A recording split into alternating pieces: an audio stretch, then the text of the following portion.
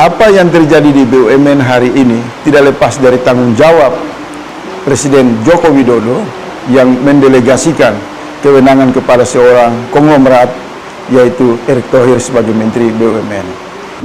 Sailum obscurum, telah tibalah zaman kegelapan. Menjelang abad ke-14 ketika Romulus Ndasmu Agustinus memimpin Romawi dalam kehancuran. Kenapa Romawi di era kemasannya bisa hancur? Karena muncullah berbagai masalah dan juga timbul kehancuran di berbagai ruang politik ketika Kaisar Romulus dengan berbagai cara membiarkan politik menjadi tidak sehat. Seluruh oposan hendak dibunuh. Hastolus dan Tomlembonglus dibuat dicari-cari permasalahannya untuk kemudian menjadi problematika yang seolah-olah itu adalah hak benar, padahal semua adalah permainan dan cerita politik belaka. Para pemimpin lupa bagaimana berbudaya. Ucapan sudah tidak lagi punya makna. Tiba-tiba prajurit dengan telanjang dada memaki anak kecil lalu dilantik menjadi staf dalam lingkaran istana. Ini apa-apaan? Sudah jelas-jelas timbul tidak ditemukan siapa penyebab munculnya bambu di tengah laut. Tiba-tiba ada bambu jenis baru itu bisa tumbuh sendiri, lalu dianggap selesai ketika dicabut, padahal problematika utama tidak pernah ditemukan. Rencana mengejar koruptor hingga ke Antartika sampai ke gurun pasir paling jauh, faktanya tidak ada. Yang dikejar adalah musuh-musuhnya, sementara di dalamnya banyak masalah. Bang Ade harus tahu, sampai hari ini, sampai detik ini, saya tidak pernah percaya rezim ini akan menegakkan hukum. Kenapa Bang Idrus? Alasannya sederhana, lingkaran satu istana melanggar undang-undang. Mayor Teddy tidak sah menurut undang-undang TNI. Kabulok tidak sah menurut undang-undang TNI. Tapi dengan bangga cerita, kami akan tegakkan hukum. Omong kosong dan omon lainnya. Dan ini problematika, bagaimana mungkin bisa menegakkan hukum kalau istana sendiri adalah pelanggar hukum. Tapi istana beruntung, masyarakat sipil belum bersatu betul. Masyarakat sipil masih cerita, itu oposan yang kemudian dipidana, ya wajar itu kesalahannya. Tapi ketika masyarakat sipil tahu bahwa ini adalah rekayasa politik, lalu dengan anak-anak muda yang beringas dalam intelektualitas mereka cerita soal kebaikan di kampus, tiba-tiba faktanya tidak. Mereka marah dengan intelektualitas mereka yang tidak dihargai. Saya tidak akan pernah bisa percaya dengan rezim ini akan kembali benar kalau presidennya malah meneriakkan hidup Jokowi. Saya mau katakan, Jokowi masih hidup, oleh karena itu adililah segera Jokowi itu. Karena banyak sekali kasusnya yang terpampang di depan mata kita, tapi tidak kemudian dihukum apapun. Saya yakinkan Bang, kalau pemerintah hari ini mengadili berbagai kasus korupsi, termasuk di lingkarannya sendiri, saya berhenti mengkritik pemerintahan ini. Tapi kalau kemudian dia hanya mengejar lawan-lawannya dan membiarkan apa yang terjadi di lingkarannya, semua ini omong kosong. Tidak akan ada orang yang percaya dengan pemerintahan Prabowo Subianto. Kalau teman-teman di pemerintah ingin bersiap dan menganggap ini semua bayaran, silahkan. Tapi ini tanda-tanda zaman. Kalau anak-anak muda sudah tidak nyaman, bersiaplah. Mungkin tidak hanya kursi Anda dijungkir balikkan. Mungkin tatanan baru hendak mereka ciptakan. Sekian, terima kasih. Assalamualaikum warahmatullahi wabarakatuh. Assalamualaikum warahmatullahi wabarakatuh. Alhamdulillah wassalatu wassalamu ala Rasulillah wa ala alihi wa ashabihi wa wala la haula wala quwata illa billahil aliyil azim. Teman-teman, total duit yang dikorupsi pada kasus oplosan Pertalite hingga mencapai 1.000 triliun rupiah. yang korupsi sudah punya modal besar untuk ambil alih kekuasaan pada Pileg dan Pilpres 2029 yang akan datang. Beli parpol teman-teman itu cukup 10 triliun saja. Kampanye cukup 20 triliun saja. Masih sisa banyak teman-teman. Pemerintahan tinggal 4 tahun 8 bulan secara efektif ya. Cuma 4 tahun. Nah, terungkapnya dugaan korupsi tata kelola impor minyak mentah senilai 193,7 triliun telah menyeret sejumlah petinggi anak usaha Pertamina. Menurut media Wahyu Askar dari Selios ya, Erick Thohir sudah gagal membersihkan mafia megas. Ya. Tak ada penindakan yang signifikan sehingga sulit membayangkan seorang menteri BUMN tidak tahu praktek korupsi yang berlangsung bertahun-tahun di tubuh kementeriannya teman-teman. Banyak pimpinan anak usaha termasuk Rifasia Ahaan ya, kemudian Maya Kusmaya, Sani Dinar Saifuddin, Edward Korn, kemudian Agus Purwono ya, kemudian Yoki siapa tuh Firnandi kalau nggak salah. Ini telah ditetapkan sebagai tersangka. Jika publik telah memberi stempel gagal untuk Erick Thohir, tentu kredibilitas pemerintahan Presiden Prabowo Subianto pun sangat terancam teman-teman. Menurut Selios, tanggung jawab besar kini ada di pundak Pak Erick Thohir dan inilah saatnya ia dituntut mundur. Kemudian integritas BUMN barangkali masih bisa dibangun kembali di bawah pimpinan Presiden kita, Presiden Prabowo Subianto. Nah teman-teman, selain kasus korupsi minyak mentah Pertamina yang tembus 1.000 triliun, ada beberapa sederet kasus korupsi di era Menteri Erick Thohir ya di tubuh BUMN.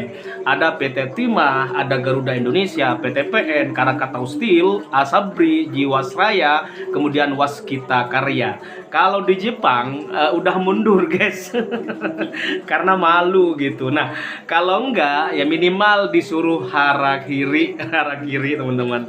Oke teman-teman, di Rut Pertamina contohnya misalnya, mana punya malu dia dapat gaji 3 miliar per bulan teman-teman, cuma minta maaf dan bilang ini adalah ujian. Wah, ujian dasmu teman-teman. Nah, kalau saja maling Pertamax bisa mengembalikan uang negara yang mereka colong dari negara kita dengan cara oplos Pertamax dengan Pertalite gitu, maka Presiden Prabowo Subianto bisa urus makan bergizi gratis MBG secara efektif dan efisien di seluruh Indonesia dengan nyaman, tentram, berkeadilan dan lain sebagainya.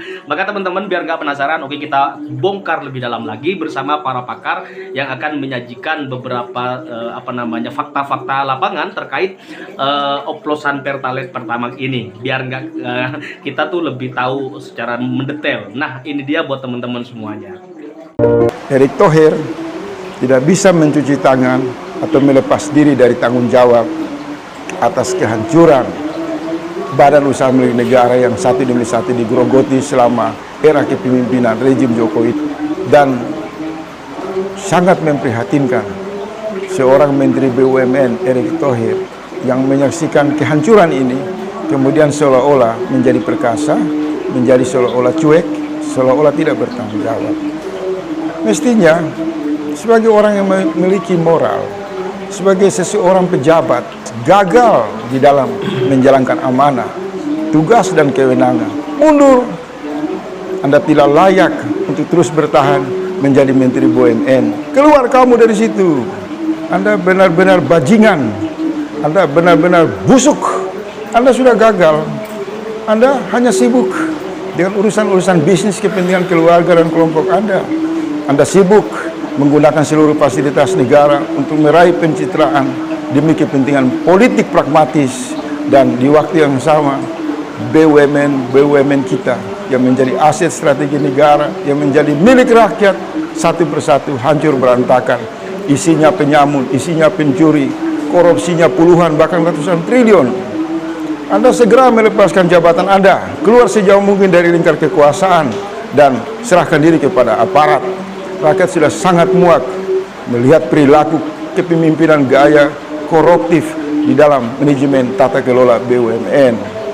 Semakin lama Anda bertahan di sana, maka publik berkesimpulan ada kepentingan pribadi dan kelompok untuk terus bertahan dengan menggerogoti satu demi satu BUMN yang menjadi santapan kolusi, korupsi, dan nepotisme. Memalukan, sangat biadab dan brengsek. Ini harus dihentikan. Presiden dan aparat penegak hukum harus bertindak tegas.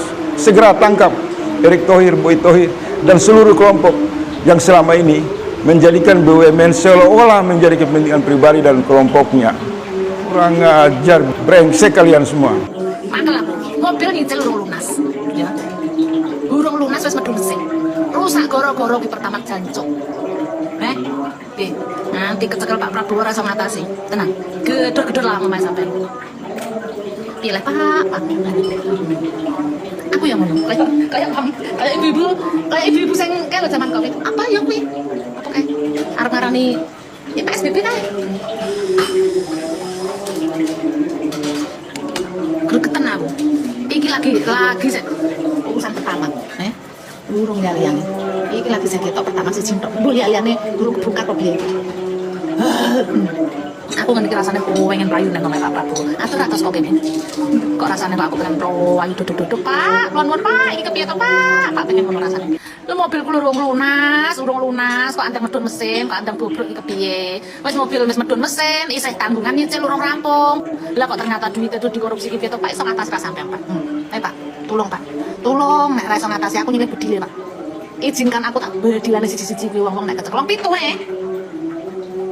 Sapa wong iki tak pengen roh jenenge aku. Sapa jenenge tak ora. Ketemu tak culek matane. Memang problemnya di BUMN tidak hanya di Pertamina ya.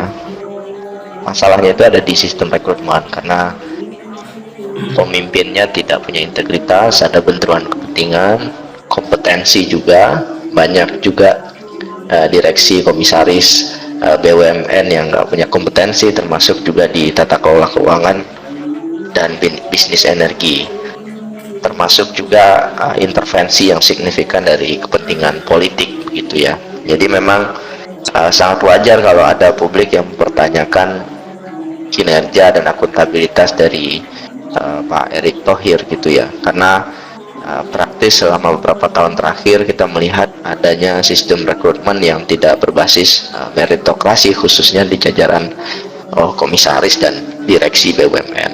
Jadi memang perlu evaluasi total, sistem rekrutmennya dievaluasi, termasuk juga pembenahan tata kelola dari BUMN.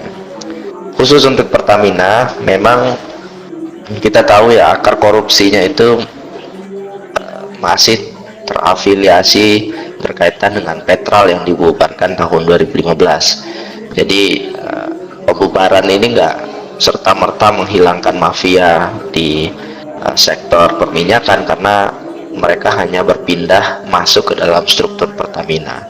Jadi praktik korupsi ini terjadi di secara sistemik ya, di level manajemen, kemudian di rantai distribusi energi gitu ya, termasuk juga kegagalan pemerintah dalam melakukan pengawasan.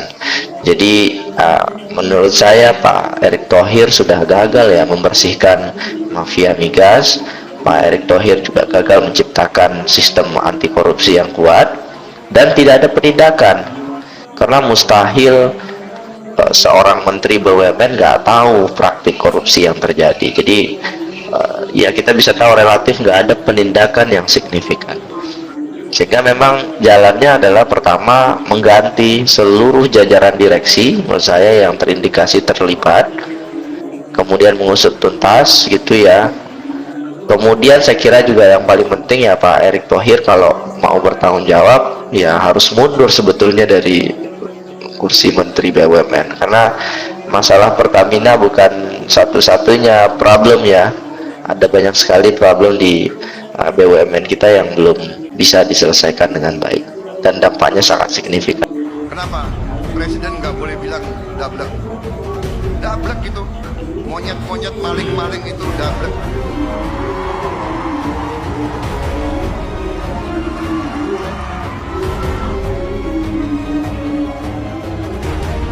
Nggak sadar-sadar.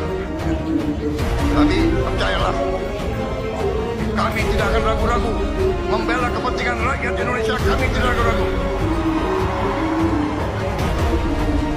Saya katakan, saya siap mati untuk bangsa dan rakyat Indonesia. ada yang kebal hukum di Republik ini. Di bawah Presiden Republik Indonesia Prabowo Subianto, Gibran Rakabuming Gibran, dengan semua kabinet, tidak ada yang kebal hukum. Wassalamualaikum warahmatullahi wabarakatuh. Hari ini benar-benar pusing. Yang korupsi siapa? Yang ditanya sama konsumen yang diomelin saya. Pertama palsu katanya. Pertama dicampur. Cobain aja deh lah. Saya pusing. Bisa diomelin. Mau bilang takut salah. Gimana ini Pak Prabowo? Pertalite 20 jadi Pertamax.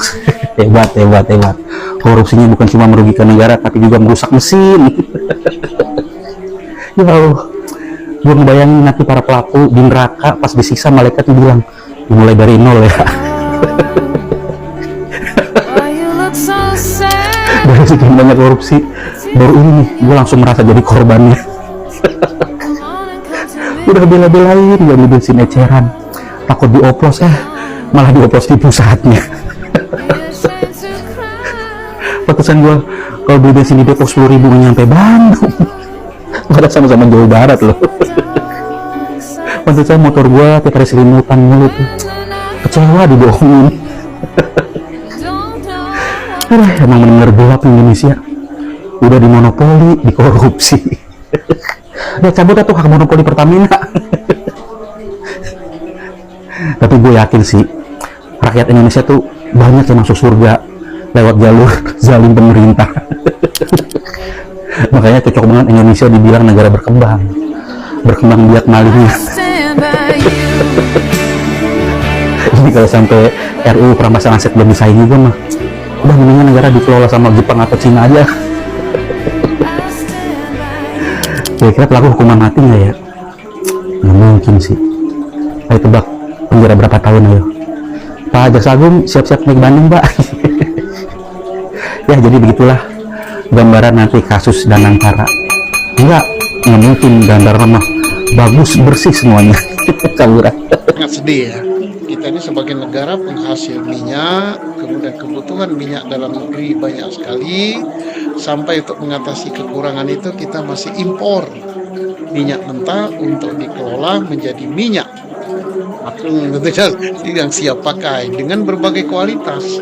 Ada Pertalite yang apa itu kan nggak tahu lah istilah-istilah teknis Pertamina ya, yang ROM-nya sekian. Nah, standar yang disiapkan oleh pemerintah itu Pertamina harus menyiapkan minyak untuk mobil standarnya ini ada berapa jenis sekitar, tapi tidak boleh di bawah itu kualitasnya. Kalau standarnya di bawah itu tentu ongkos pengolahannya lebih rendah. Misalnya minyak dijual 15.000, ya mungkin ongkos pengolahannya hanya untuk minyak Pertalite atau minyak apa itu mungkin ongkosnya X. Tapi karena kualitasnya lebih rendah, ongkos pengelolaannya adalah X men Rp2.000. Berarti ada selisih biaya pengolahan sampai Rp2.000. Ya kalau sehari misalnya sekian juta liter yang diperlukan, kalikan sekian ribu rupiah, berarti sehari itu sekian ratus miliar. Iya. Nah kalau 1 tahun itu sudah jadi angka triliun. Kalau sekian lama, ya itu mencapai ratusan triliun. Yang dipersoalkan kemana selisih harga pengelolaan ini untuk sekian ratus triliun. Nah itulah yang dikorupsi, masuk kantong. Nah itu yang jadi persoalan. Kalau seandainya selisih pengelolaannya itu masuk ke kas negara, ya negara nggak rugi. Hanya rakyat yang rugi, mestinya mendapat kualitas minyaknya itu standarnya A menjadi standar A minus gitu. Nah inilah kita sedih, orang pinter ngerti teknologi, ngelola kebutuhan rakyat, bermain-main dengan kualitas untuk mendapatkan sejumlah besar uang, dinikmati untuk keperluan sendiri. Udah teganya gitu ya. Jadi kan Pertamina ini kan satu-satunya BUMN yang memang dipercaya untuk menyediakan kebutuhan masyarakat Indonesia ya Pak, seluruh Indonesia. masih tega gitu Pak. Jadi gimana sih Pak? Gimana bisa terjadi ini? Ya, kalau saya kan bisanya ngurus dodo ya. Sudah diberi kepercayaan kayak gitu, dan saya yakin gaji Pertamina, karena Pertamina besar. Lebih besar daripada gaji pegawai lain. Apalagi dibandingkan dengan gaji saya pensiun. Hanya 4 juta sekian. Mereka ratusan juta gajinya. Apalagi level direktur. Sudah ada gaji, ada tunjangan, ada segala macam lah. Masih rakus gitu. Masih ngakali gitu. Nah, ini keterlaluan. Pertama, mengapa sampai terjadi? Itu kurang dalam yang berhak atau yang berwenang mengangkat direksi BUMN ya seperti Pertamina, anak perusahaannya itu kurang selektif gitu kan. Kemudian yang berikut ngawasinya kurang selektif. Kan ini yang mengungkapkan bukan Pertamina, yang mengungkap kejaksaan. Ya kita terima kasih lah sama kejaksaan. Malulah orang Pertamina yang ngerti tentang permainan, yang ngerti tentang teknologi, yang ngerti tentang biaya itu bukan kejaksaan, tapi Pertamina. Nah, tapi yang mengungkap kok kejaksaan. Yang tiap hari berkecimpung di sini adalah direksi Pertamina. Jadi direksi Pertamina yang punya anak perusahaan Pertamina apa tadi? Patraniaga harus bertanggung jawab juga sampai anaknya demikian gitu. Nah, kalau direksi Patraniaga ya jelas mereka adalah pelaku gitu. Kemudian orang-orang pintar yang ngerti BBM yang duduk di mana kementerian atau apa, gimana sih pengawasannya terhadap Pertamina ini? Sedih juga gitu ya kita melihat perilaku daripada aparat-aparat kita seperti ini. Bukan BBM bukan hanya kelas menengah atas ya Pak ya, semua ya Pak. Jadi tukang ojek gitu, rakyat di kampung ya, saya di kampung ya, bertani di kampung. Petani-petani itu perlu minyak minimal 2-3 liter sehari untuk membeli minyak sepeda motornya, untuk pergi ke kebun, untuk mengangkut hasil bumi, mengangkut padi, mengangkut kopi, mengangkut sayuran, semua dilakukan pakai sepeda motor. Dan itu perlu minyak. Nah kalau minyaknya udah dicampur, bukan campur, kualitasnya rendah, kemudian mestinya dibeli harganya 12.000 perak, diberi 15. Ada lok ya. Kalau dari gambaran itu kan matematika yang Bapak gambarkan tadi yang simpel ya Pak, simpel. Itu kan kerugiannya saja sudah sampai triliunan ya Pak ya. Ya. Kalau nggak salah kemarin itu yang terdetek aja 137 ya, atau 157 sekian. Itu yang terdetek, yang tenggat waktu sekian, yang sekian tahun ke belakang nggak tahu, lebih besar mungkin sudah ribuan triliun. Ini hanya bermain di kualitas saja udah dapatkan ratusan triliun. Tapi berarti bisa diatasi dong Pak harusnya ini. Ya bisa dengan kemauan sini mulai dari siapa ini di bawah kementerian apa BUMN, bagaimana menterinya melakukan pengawasan, bagaimana direksi Pertamina melakukan pengawasan, bagaimana lingkup Patraniaga sendiri mengawasi. Saya tidak tahu bagaimana direksi Pertamina melakukan pengawasan terhadap Pertaminanya sendiri maupun terhadap anak usahanya Pertamina. Kita nggak tahu apakah di situ ada semacam dirjen pengawasan, apakah di situ ada inspektorat, apakah apa ada pengawas internal. Kita nggak tahu. Apa mungkin juga harus dibentuk pengawas internal. Ini ada lowongan baru, siapa yang harus ada soalnya yang menguasai hajat hidup rakyat banyak. Minyak ini hajat hidup rakyat banyak ya. Mengelola aset sangat besar. Kalau tidak diawasi, direksi-direksinya ini bisa gelap mata. Masih kurang gaji, masih kurang tunjangan, bermain lagi. Atau melihat peluang Pak? Nah, mungkin ya karena tidak ada pengawasan tadi. Karena di mana ada kesempatan, di situ ada kesempitan. Ini harus diawasi lah. Satu, yang kedua, yang tertangkap demikian harus dihukum yang berat, gitu ya. Tidak cukup hanya dihukum setahun, ya, nanti bermain lagi.